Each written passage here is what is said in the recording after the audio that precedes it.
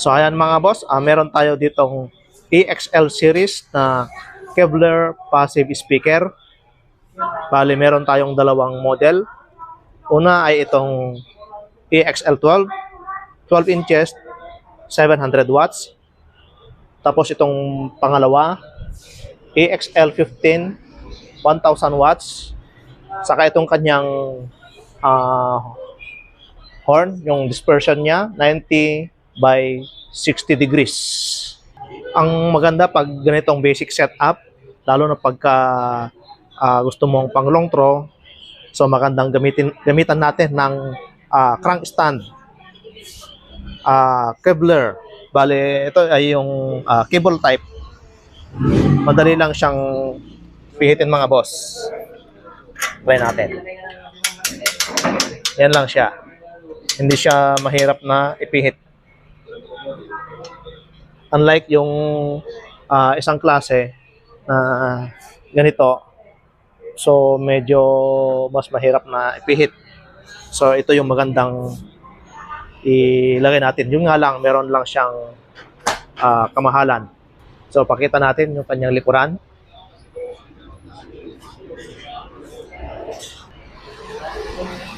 So ayan mga boss, EXL 12 saka EXL 15. Bale mapapansin natin, meron siyang ilaw dito sa kanyang harapan. So patugtugin natin mamaya, makikita natin ilaw ito ng kulay green. Bale meron na tayong naka-ready dito na Kevlar amplifier mga boss, GX1 nyo, dahil ito ngayon yung uso, dahil slim siya, saka okay din yung lakas niya. Bale ito na yung ating i-testing mamaya. Sinaksakan na natin ng speaker wire. Gumamit tayo ng banana plug. So meron siyang dalawang blower fan itong amplifier natin mga boss. Yan siya. Sa tingin nyo mga boss, kakayanin kaya itong GX1 nyo na 700 watts amplifier? Itong ating 15 inches, itong EXL 15 na 1000 watts Kevlar speaker. So tingnan natin mamaya, i-testing natin. Yan yung ating kasama dito na nanonood. Kaninang in-unbox natin, medyo mayroon siyang kabigatan.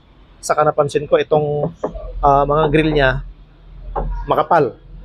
So sa susunod, itry natin na buksan. Tingnan natin kung ano yung nasa loob niya para may pakita natin sa ating mga viewers. So bago natin siya i-testing, siguraduhin natin na naka-minimum itong kanyang main volume. Tapos itong mga tone control natin, bass, mid, saka treble, nakagitna lang yan. So connect na natin sa Bluetooth, then testing. DJ Roma Remix.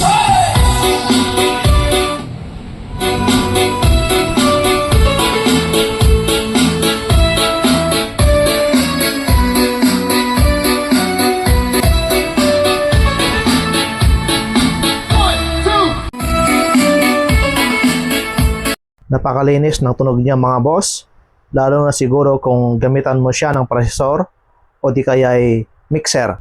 Kung sa presyo naman, hindi naman siya kamahalan, pero sa tunog, aux na aux mga boss. Gamitan mo siya ng mataas na tripod, lalong mas malayo yung range ng tunog nito.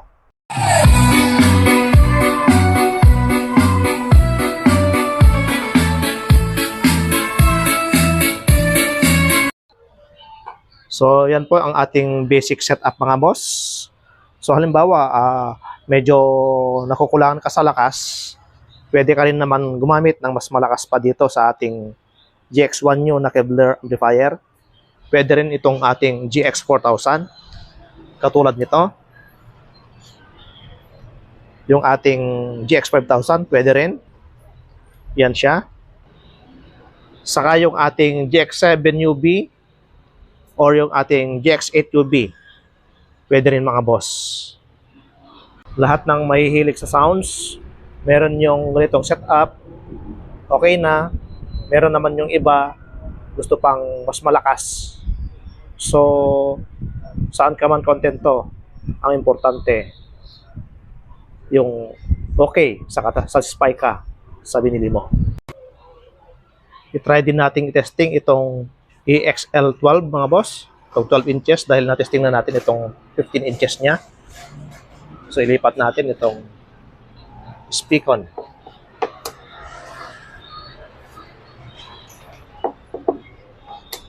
Okay.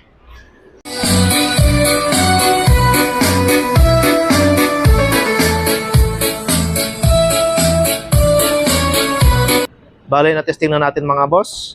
Itong ating 12 inches, itong EXL12. Bale, ang napansin natin, yung kanyang kalansing, malakas. So, nasa iyo na kung gusto mong bawasan, pwede ka namang mag-adjust dito sa integrated amplifier. So far, okay naman.